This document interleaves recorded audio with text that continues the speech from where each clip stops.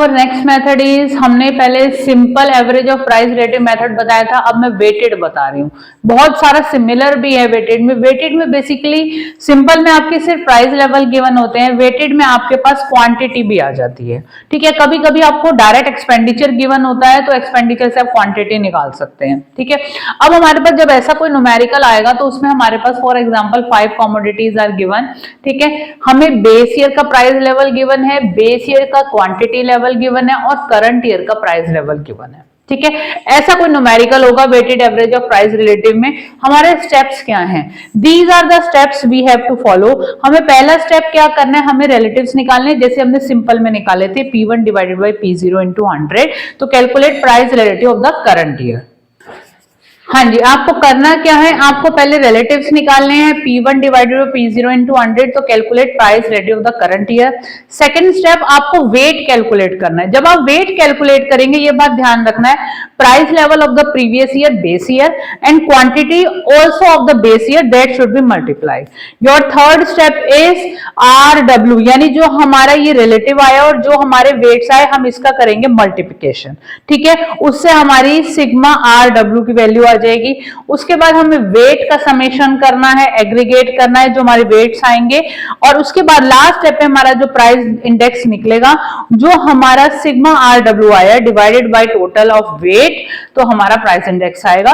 तो ये सारे आपको स्टेप्स फॉलो करने हैं, न्यूमेरिकल कर रहे हैं। आइए जी, तो पहले हम वेट निकाल लेते हैं। ठीक है जी, पहला कॉलम मैंने बना दिया वेट का।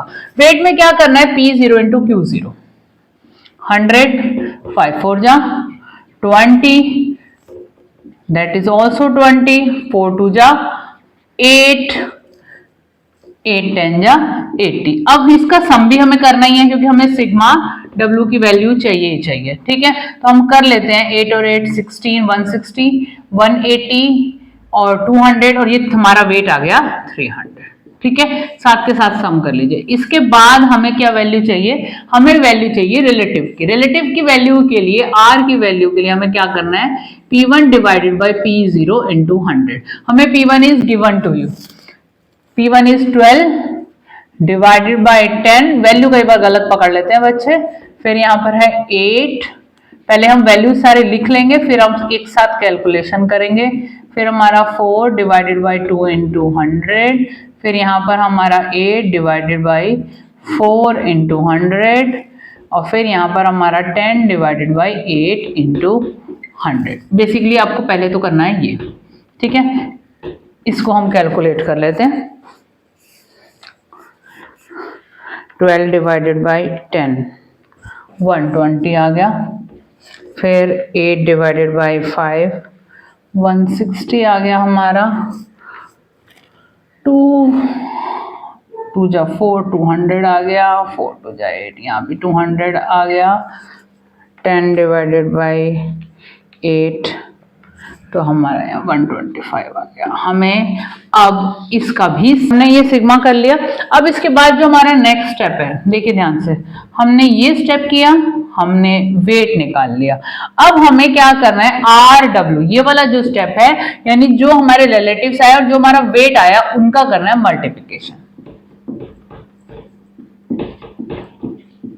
ठीक है, 160 इंटू 20, 30, 200, फिर 2 2 या 4, ये 4000 हो गए। ये हमारे 8 2 जा 16,000 हो गए, और 125 इंटू 80, 10,000 हो गए। सम कर लीजिए इसका, सिग्मा RW